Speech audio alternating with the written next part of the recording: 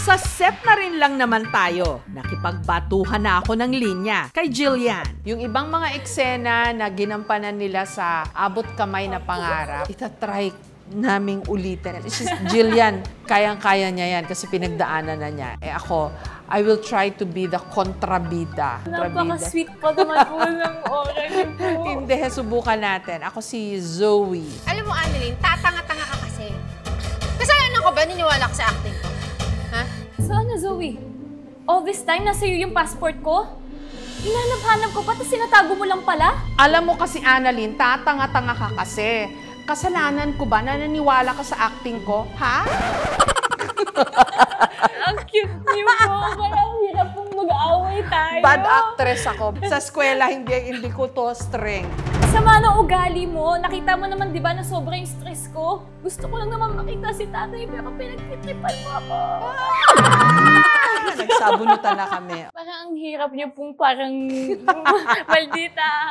Pero alam niyo po, kung sasabunutan niyo po ako, isa po siyang karangalan para sa akin. Magmumukha akong witch pag sinabunutan kita.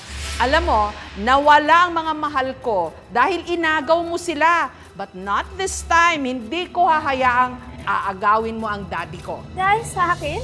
Ba't di mo kaya tingnan yung ugali mo? Hindi ko sila kailangang agawin sa'yo kasi dahil sa ugali mo, kusa silang lalayo sa'yo. Walang nga ka? Ang kapal ng mukha mo, no? Hindi mo masusolo ang dad dahil hindi kanya anak. Hindi kanya tunay na anak. Umalis ka na! Aalis ako, pero aalis ako kapag nagawa ko na ito, tinapon ko yung cake. Ganon. Isa pong karangalan na maka-eksena ko po ngayon. Ay, Diyos ko. Kunwarian lang po ito. Nag-i-illusion lang po ako. Ibang-iba na talaga ang panahon ngayon. Pati sa set pala, panay ang TikTok ng mga artista. At katulad ng mga gaya niyang Gen Z, si Jillian, hilig din ito. Ngayon pa lang humihingi na ako ng paumanhin sa inyo. Oh my gosh, kinikilig po ako.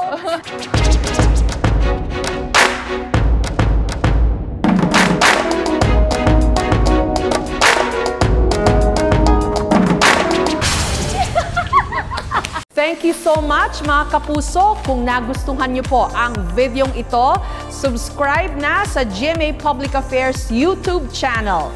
Don't forget to hit the bell button for our latest updates.